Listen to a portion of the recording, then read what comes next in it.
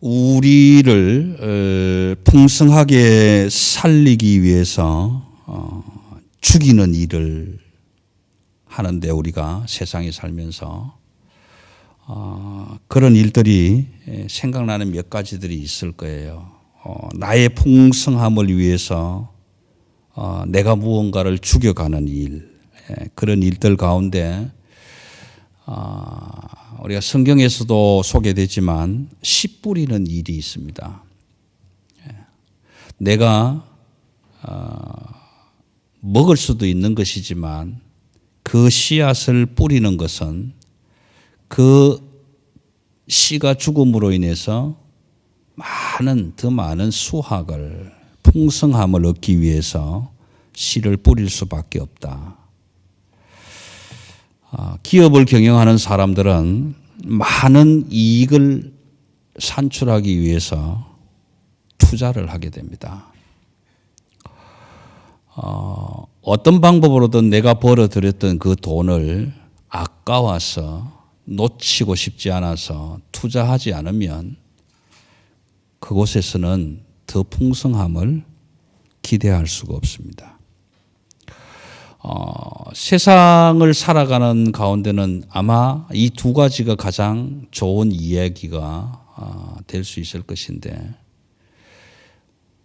세상에서 살아가는 하나님의 사람들에게 있어서 이런 투자, 나를 풍성하게 살도록 하는 투자를 하기 위해서 버려야 할 것이 있는데, 그것이 나의 존재다. 나의 전부를 버려야 된다. 나의 전부를 버리는 것이 뭐냐? 예배다. 예배는 하나님 앞에서 나의 전 존재를 다 버리고 하나님의 전부를 나의 존재 안으로 불러들이는 것이 예배다. 그런데 세상 사람들은 이 예배를 이해할 수 없다. 이해하지 못한다. 하나님이 독생자 예수 그리스도, 말씀이신 예수 그리스도를 육신이 되게 하셔서 우리 가운데 보내주셨는데, 그 보내심의 계획은 예수 그리스도는 이미 죽은 자로 우리에게 보내주셨다. 왜냐하면 죽어가는 자, 죽은 자, 죽어 있는 자들이 가장 사모하고 갈망하는 것은 삶이다. 새로운 삶이다.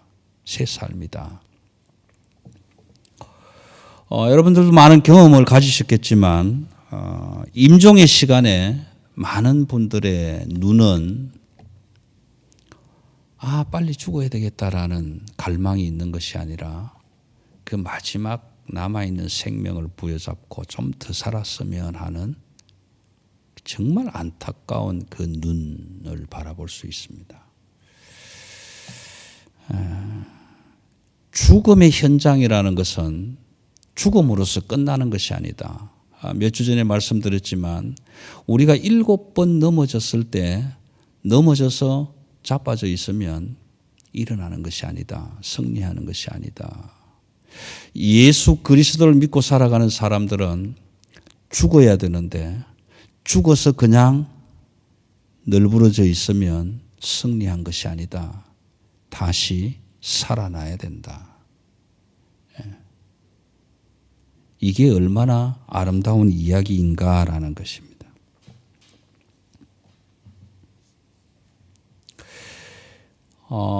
여러분 사극 좋아하시죠? 역사물 드라마를 보시면 이런 장면들을 가끔 보게 됩니다.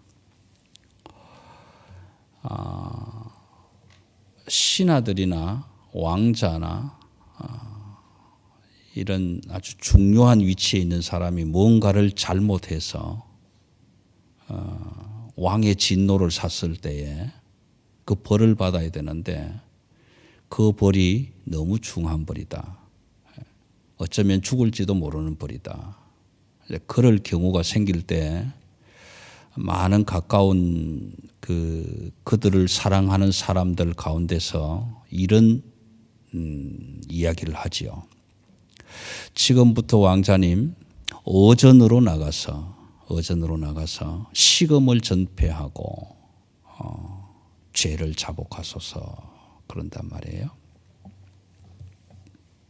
이게 쉬운 일은 아니잖아요.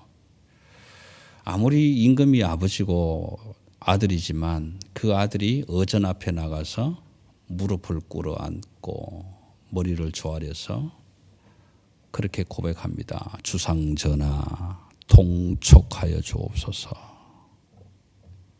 그것을 한 시진, 두 시진, 하루, 이틀, 길게는 일주일, 한 달 그렇게 식음을 전폐하고 늘 하는 말이 전하 통촉하여 주옵소서. 그러다가 쓰러지기도 하고 또 쓰러지면 어떤 사람 와서 이렇게 또 세우고 또 꿇어 앉아서 그렇게 하고 이것을 왜 하는가? 그 사자성어로 우리 잘 알고 있잖아요. 이렇게 하는 것을. 그렇죠? 네? 뭐라고? 큰 소리로. 고육지게 나의 육신을 고통스럽게 해서 나를 바라보는 그분으로 하여금 인정을 베풀어 달라고 하는 것입니다. 그래서 아들이 그 임금 앞에서 무릎을 꿇고 눈물을 흘리면서 상처를 불어헤치고 비가 오나 눈이 오나 식음을 전폐하고 전하 통촉하여 주옵소서. 이걸 다른 말로 바꾸면 아버지 용서하여 주옵소서.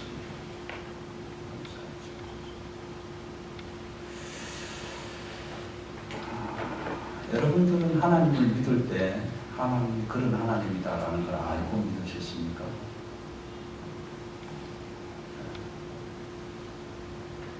많은 사람들은 목사들은 다 알고 믿었을 거다 그렇게 생각하잖아요. 저도 사실은 그렇지 않아요. 그럼 이런 하나님인 것을 어떻게 알았느냐? 믿으면서 알아가고 알아가면서 믿으시는 건데 오늘 창세기 22장은 이렇게 시작합니다. 그 일 후에. 그래서 그 일이 뭐냐 하면은 가까이는 바로 앞에 형 사건일 수도 있고 아브라함을 불러서부터 지금까지 22장까지 오는 사이에 일어난 모든 사건들을 이야기하죠. 그 일 후에. 그래서 제일 앞에 나오는 이야기로 기다림에 지쳐서 나는 가노라. 이게 아니고 기다림에 지쳐서 도저히 안 되겠다. 그래서 하갈을 통해서 이스마엘을 낳고 그리고 13년이라는 세월이 지난 다음에 백세에 네가 이삭을 낳을 것이다. 그렇게 해서 이삭을 얻었어요. 이삭이 태어났습니다. 이삭이 태어난 사건이 있은 그 후에 아브라함에게 하나님이 다시 찾아오셔서 이렇게 얘기를 합니다. 네 아들 독자 이삭을 모리아 산에서 번제로 드리라. 이거 어느 아버지가 이거 할 수 있을까요?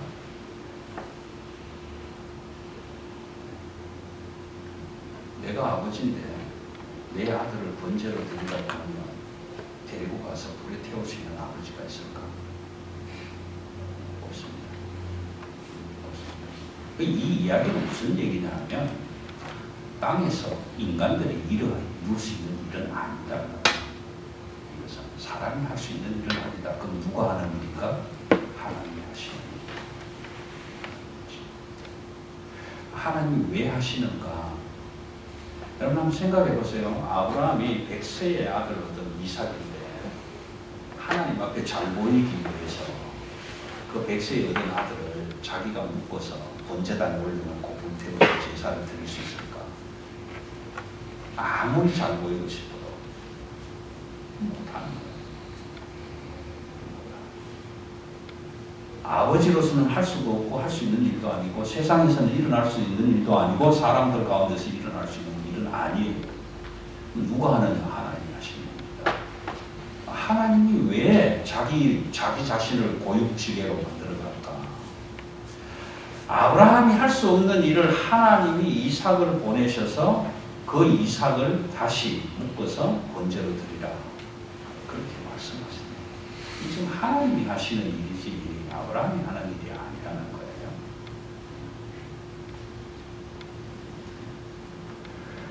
여러분, 하나님을 믿고 알고 자꾸 따라가는 길이 깊어지면 깊어질수록 하나님은 내게 있는 것들을 하나씩 자꾸 빼가요. 알게 모르게 하나씩 뺏어가요.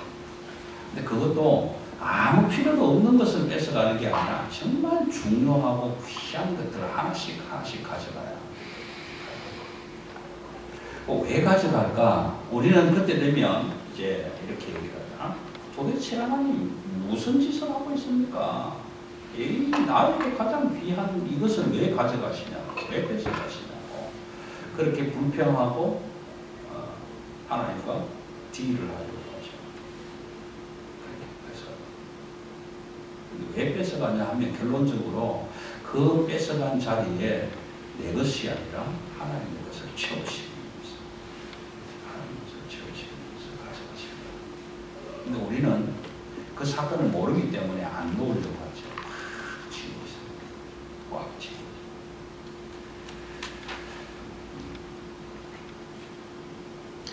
그러면 한 번 더 우리가 잠시 살펴보면 창세기 12장에서 아브라함을 찾아오신 아브라함에서 아브라함을 찾아오신 하나님을 부릅니다.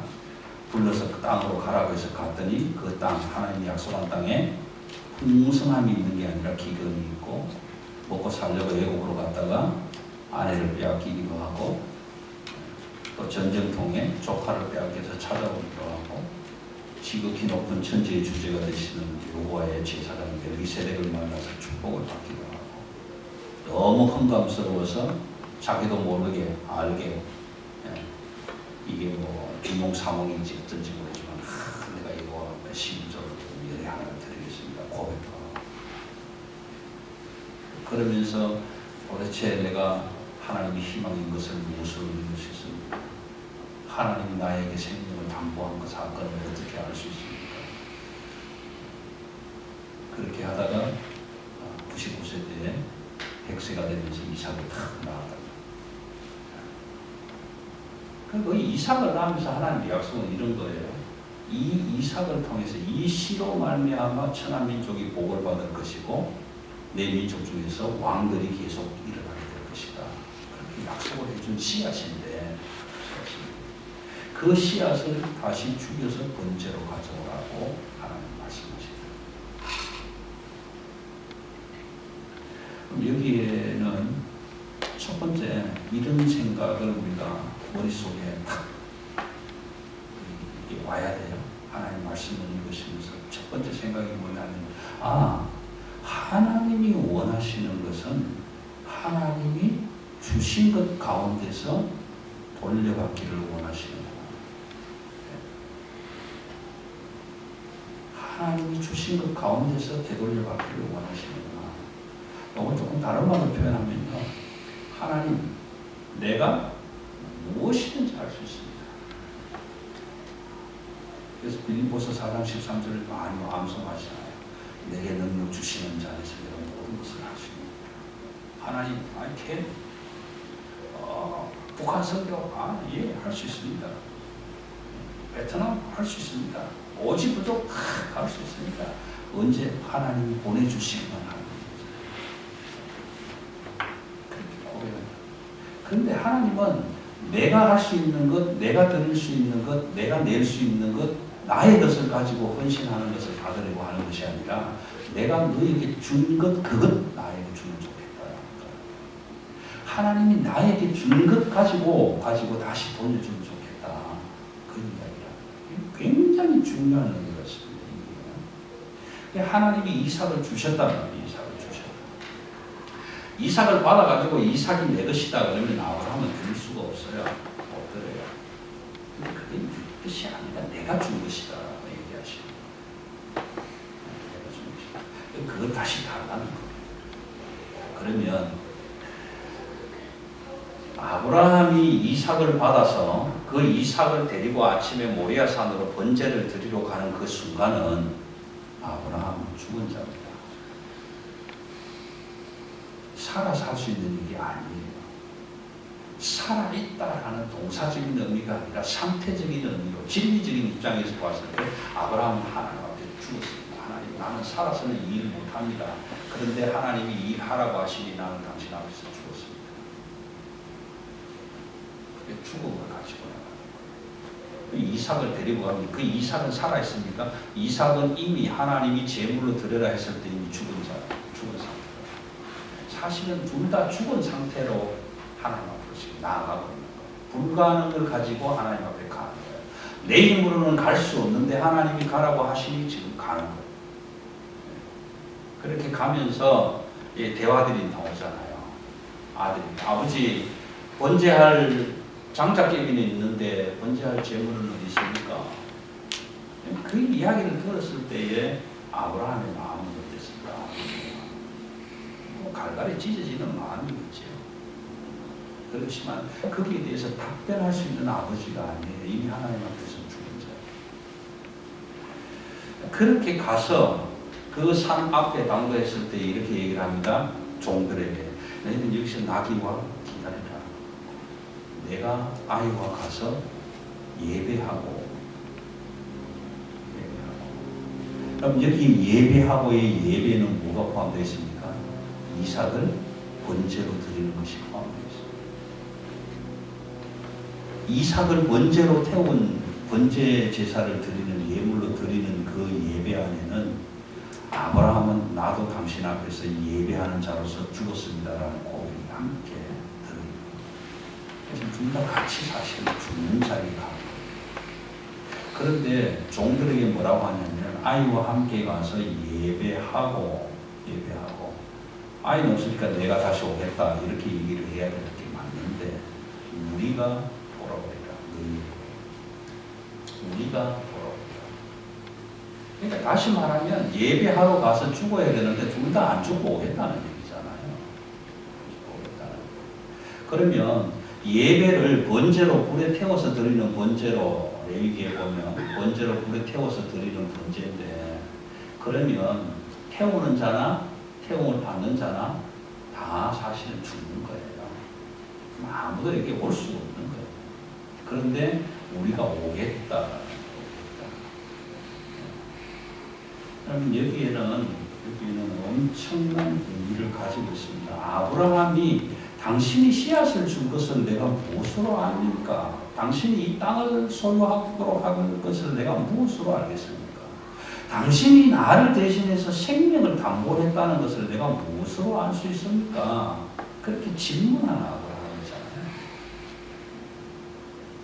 제가 말씀을 읽을 때 하나님이 아브라함아라고 부르실 때 그 아브라함 대신에 당연히 이름을 넣어야 할 거고 넣어서 읽으라고 했잖아요. 이 아브라함 사건이 아브라함의 사건이 아니고 이것은 내 사건이에요.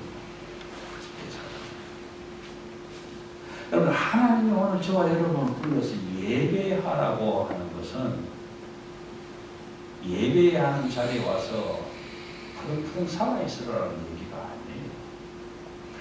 죽으라는 사실이에요. 왜 제가 이 말씀을 드리라고 하냐면 여러분 하나님의 말씀을 듣는다는 것을 어떻게 생각하세요? 하나님이 내게 말씀하셨다. 그 말씀을 듣는다는 것은 죽음이에요. 출애굽기 19장에서 시내산에 당도한 이스라엘 백성들에게 하나님이 율법을 주시잖아요. 율법을 주시는데 그 하나님의 법이 나한테 딱 닥쳐오니까 법에 비춰보니까 나는 죽었구나. 나는 죽었구나. 나는 다 죽었구나. 법 앞에서 살 사람이 없구나. 우리가 다 행하리라 고백하고 기도하고 그렇게 했는데 하나도 행한 사람이 없어요. 다 죽는 거예요. 하나님의 말씀이 내 앞에 오면 나의 존재는 죽어요. 근데 그 말씀을 듣고도 살아있으면 그건 잘못된 거예요. 내 전 존재가 죽은 거다. 왜 제가 이 말씀을 드리냐면 저와 여러분이 하나님의 말씀 앞에서 그 하나님의 법 앞에서 내가 완전히 죽어야 돼요. 내가 완전 내 전 존재가 죽음의 상태에 있으면 그 죽음의 상태에서 필요한 게 뭐예요? 생명이 와야 돼요. 생명이 와야 돼요. 내가 죽어야 생명이 오지 내가 죽지 않고 살아있는데 왜 생명이 옵니까? 안 옵니다. 내가 말씀 앞에서 하나님 앞에서 예배를 통해서 나의 온전한 존재가 완전히 죽어 없어지는 그 죽음의 자리에 죽음의 장소에 예수 그리스도의 새로운 새 생명의 씨앗이 잉태되는 거예요. 그리고 그 잉태된 씨앗이 새로운 하나님의 생명으로 거듭나는 거예요. 이게 부활의 씨앗. 여러분 아브라함을 불러서 이삭을 번제로 드리라는 것은 그 이삭을 하나님이 주신 이삭이지만 하나님이 준 것을 가지고 하나님께 드리는 그 이삭은 사실 완전히 죽은 자. 하나님의 재단 앞에서 죽은 자가 됩니다. 물론 여호와 일에 양을 준비해서 대신 죽이는 구약의 율법 제사가 탄생이 되겠지만 그럼에도 불구하고 이삭은 이미 죽은 자가 돼요. 이삭이 완전히 죽은 그 전 존재 안에 하나님은 새로운 새 생명의 씨앗을 보내셔서 다시 아브라함에게 돌려보내는 겁니다. 그 이삭을 하나님이 돌려보낸 새 생명의 씨앗으로 받은 아브라함은 다시 살아나는 거예요. 사실은. 이것이 번제의 의미이고 예배의 의미입니다. 이 사건이 땅에서 일어날 수 있는 사건인가? 아니요. 하늘 사건이다. 그럼 우리가 이 땅에서 살아서 그 하늘 사건을 내가 이루어갈 수 있는가? 없다. 어떻게 이루어갈 수 있는가? 그것은 내가 할 수 있는 일이 아니라 하나님이 하시는 일이다. 그럼 그 일을 나를 통해서 아브라함을 통해서 하시는데 그 일을 그러면 아브라함이 하나? 내가 하나? 아니요. 나는 죽고 내 안에 살아계신 예수 그리스도 그분이 하시는 일이다. 그래서 나는 예배를 통해서 완전히 죽어야 돼요. 전존재. 말씀 앞에서 내가 온전히 죽어야 그 온전히 죽은 그 곳에 죽음의 곳에 새 생명이 되시는 예수 그리스도가 생명의 말씀의 씨앗으로 내 안에 들어와서 잉태되고 해산의 수고를 거쳐서 나는 다시 거듭난 부활의 생명으로 영원한 생명으로 태어날 수 있다. 이건 내가 하는 것이 아니라 내 안에 계시는 예수 그리스도가 하시는 겁니다. 그래서 바울은 이런 고백하잖아요. 나는 날마다 죽노라. 날마다 죽노라. 왜 죽어요? 멀쩡하게 사는데 잘 살아야지. 내가 날마다 죽는 것은 하나님 앞에서 하나님의 말씀 앞에서 하나님의 율법 앞에서 내가 날마다 완전히 죽어야 완전히 죽어야 하나님의 그 새로운 생명의 말씀이 나를 통해서 내 안에서 역사하신 예수 그리스도를 통해서 드러납니다. 내가 하는 일이 아니라 사람들이 오해하는 것 중에 이해하지 못하는 것 중에 내게 능력 주시는 자에서 내가 모든 것을 할 수 있는 하나님이 능력 주시는 그 능력이 무슨 파워로 생각한다. 내 안에 하나님이 들어오셔야 돼요. 하나님이 뭐야 떡집해라 이러면 떡집해는 줄 알아요.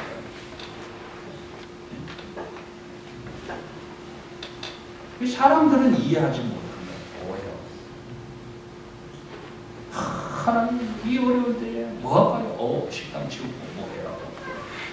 어떻게 합니까? 목사한테 가서 기도해라. 목사 손을 뭐 해라. 떡집해라. 그런 떡집. 이게 그런 능력이 아니에요.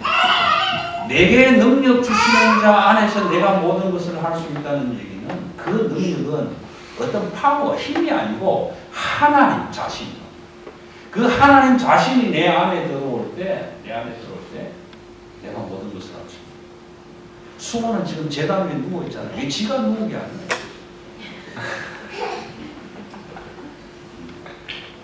우리가 그걸 이해를 해야 되는데 우리가 예배를 드리면 내가 예배를 드렸기 때문에 하나님이 예배를 통해서 뭔가 내게 할 수 있는 힘을 주신다. 정말 이건 아닌 거예요. 예배를 드리면서 하나님의 어떤 능력을 받아갖고 나가는 것이 아니라 예배를 통해서 우리는 완전히 죽음으로써 내 안에 하나님 그분이 들어오셔야 돼요. 그분이 들어오셔서 지금부터는 내가 하는 것이 아니라 내 안에 살아계시는 하나님이 일하실 때 그게 하나님의 능력이라. 갈라디아 2장 20절에 바울 사도의 고백이 내가 십자가에 못 박혔으니 이제는 내가 사는 것이 아니요 내 안에 들어와 살아계신 예수 그리스도 그분으로 인하여 사는 것이다.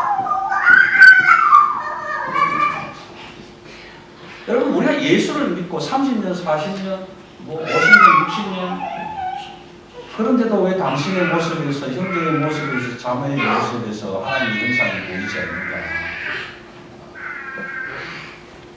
내 안에 안 계시는데 내 안에 그분이 안 계시는데 이 사건, 이삭의 사건이 아브라함에게 전해주는 하나님의 말씀은 뭐냐면 이런 거예요. 보았지. 이삭을 번제로 들어서 죽은 이삭을 다시 살려서 보내는 거 봤지. 그게 내 생명이야. 내가 그렇게 나의 생명을 너에게 담보하는 거야. 담보하는 거야. 여러분, 제가 왜 아브라함을 부를 때 여러분의 이름을 불러라고 하냐면, 아브라함에게 하나님의 생명을 담보한 사건을 아브라함에게 말씀해 주셨다면, 그 아브라함이 들은 하나님의 말씀을 내 이름으로 넣어서 내가 그 말씀을 들었을 때 하나님은 아브라함에게 뿐만 아니라 저와 여러분에게도 하나님의 생명을 담보해 주셨다. 이거 믿어지냐고요? 이거 믿어지냐? 안 믿어지잖아요.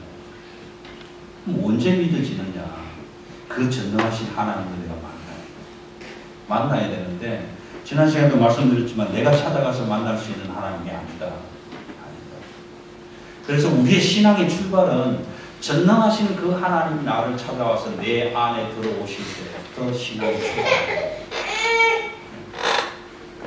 여러분, 아브라함을 불렀다. 하나님이 아브라함을 부르셔서 아브라함에게 이르시되 이렇게 얘기를 하는데, 그 아마르라는 단어는요, 하나님이 이르신다, 말씀하신다라는 의미를 가지고 있지만, 사실은 하나님이 찾아오셔서, 아브라함을 찾아오셔서 아브라함에게 쑥 들어가 버린 사건이에요. 여기에서 믿음이 일어나요. 여기에서 믿음. 그리고 이 하나님이 그런 하나님이었구나. 이름도 없는 신인 것 같았었는데 생명을 담보해 주시는 여호와구나. 그걸 깨달으면서부터 믿어지고, 믿으면서부터 알아지고, 알아지면서부터 계속 나아가게 돼요. 그러면 땅에서 살아가는 하늘 사람들에게 하늘 사건을 언제 경험케 해주는가? 언제 경험케 해주는가? 아브라함처럼 내게 있는 모든 나의 전 존재를 다 빼앗겨 가시고 난 다음에 하나님의 것으로 완전히 채워줄 때, 그것을 경험할 때 하나님은 나를 위해서 생명을 투자하신 분이구나라고 믿으시게 된다. 세상 사람들은 이해하지 못해요. 그 갈보리 십자가 구속의 사랑을 세상 사람들은 그럼 누가 아느냐? 하나님의 사람들이 알아요. 하나님의 사람들이 알아가는데 말로만 하나님의 사람들은 모른다. 왜 모르는가? 하나님의 일을, 하늘 사건을 사람으로서 어떻게 알 수 있는가? 모른다. 언제 아는가? 그 하늘 사건의 주인 되신 하나님이 내 안에 들어오셔서 그 하나님이 나를 바라보게 하시고 이끌어 가실 때, 그때 저게 하나님의 사건이었구나라고 알게 된다. 그전에는 모른다. 그래서 하나님의 사람들은 기도를 어떻게 하느냐? 뜻이 하늘에서 이루어진 것 같이 땅에서도 이루어진다. 여러분 이 기도가 하늘에서 이루어진 뜻이 땅에서도 이루어지도록 여러분 그렇게 생각하면 오산이죠. 오해죠. 우리 사람들이 알 수 없는 것처럼 우리도 알 수 없는 거죠. 여러분 뜻이 하늘에서 이루어진 것 같이라고 하면 거기에는 이삭의 번제 사건이에요. 내가 죽는 사건이에요. 왜요? 하늘 사건이기 때문에. 내가 말씀을 받고 율법을 듣고 하나님을 만나서 내 전 존재가 완전히 죽었습니다. 이게 하늘의 뜻입니다. 그 하늘의 뜻이 이루어진 것처럼 땅에서 이루어진다. 그래야 나의 전 존재가 죽은 이 자리에, 나의 존재가 죽은 그 자리에 살아계신 예수 그리스도의 생명, 갈보리 십자가 사건이 내 안으로 들어온다. 그래서 하늘의 사건, 하늘에 이루어진 그 사건이 땅에서도 이루어지기를 원한다고 기도하는 하나님의 사람들은 산 사람이 아니에요. 죽은 사람들이에요. 완전히 죽어서 이 사건은 내가 만들 수 있는 것 아니고 내 힘으로 할 수 있는 것 아니고 내가 하나님께 헌신하고 희생하고 봉사하는 것이 아니라 살아계신 하나님 그분이 내 안에 들어오셔서 나는 죽고 하나님이 살아계실 때, 나는 죽고 예수만 살아있을 때, 그때에 그 하늘 사건이 땅에서도 이루어지는 거예요. 그럼 이삭의 사건은 그 사건을 지금 이삭에게 보여줍니다. 아브라함에게 보여줍니다. 내가 100세 된 너에게 아이를 낳을 수 없다고, 씨앗이 없다고 그렇게 투정하는 너에게 씨앗을 주어서 이삭을 얻게 했지 않나. 그리고 그 이삭을 다시 번제로 드려라. 죽여서 다시 돌려보냈지 않나. 이 사건이 내가 너를 위해서 생명을 담보한 사건이다라는 것을 알아라. 그렇게 얘기합니다. 그러면 아브라함의 고백이 뭡니까? 뜻이 하늘에서 이룬 것 같이 땅에서도 이루어지리라. 내가 이룬 사건이 아니고 하나님이 이루시는 그 하늘의 사건이 오늘 내가 살아가고 있는 이 땅에서도 경험되어지게 하셨구나라는 고백이 일어나요. 이게 뜻이 하늘에서 이룬 것 같이 땅에서도 이루어진다는 고백입니다. 그런데 이 사건을 이건 아브라함에게 일어난 사건이야. 나하고는 상관이 없다. 그러면 이 사건은 일어나지 않습니다. 저와 여러분의 삶에서 경험되어지지 않습니다. 그래서 첫 번째 이 사건에서 주시는 하나님의 의미는 내가 할 수 있는 것, 내가 드릴 수 있는 것, 내가 준비한 것이 아니라 여호와 하나님은 하나님이 주신 것 가운데서 다시 돌려받기를 원하십니다. 왜? 그 돌려받고 나의 전부를 하나님의 것으로 채우기 위해서. 그래서 역대상 29장에 이렇게 고백하잖아요. 모든 것이 주께로부터 왔사오니 주의 손에서 받은 것으로 주께 드릴 뿐 내가 준비해서 드리는 건 아무것도 없는 거예요. 주님이 주신 것 가운데서 주님의 것을 돌려드립니다. 두 번째 의미는 이겁니다. 내가 한 손에 가장 귀한 것을 잡고 있자. 이것 놓치면 산다. 죽는다. 대물인간이라는 혹시 책을 읽어보신 분 계세요? 일본 작가가 쓴 책인데 대물인간에서 인간 교육을 이렇게 시킨 아들을 불러서 나무 가지에다 다 이렇게 두 손을 잡고 매달리라고 해서 아들아 한 손으로 와라. 왼손으로 새끼손가락을 펴라. 또 펴라. 아버지가 아들에게 요걸 놓으면 어떻게 되냐? 요걸 놓으면 어떻게 되냐? 죽습니다. 요게 뭐냐? 돈입니다. 너는 요걸 꼭 잡아야 대물인간이 될 수 있다. 그렇게 가르쳐. 여러분 세상에서 대물 큰 인물이 될 수 있으려면 돈 있어야 된다 그 얘기예요. 그래서 이게 너무 큰일 난다. 죽는다는. 그러니까 돈 붙잡아라 그렇게 얘기한다. 그런데 하나님은 그것도 내가 준 거야. 그것도 내가 준 거야.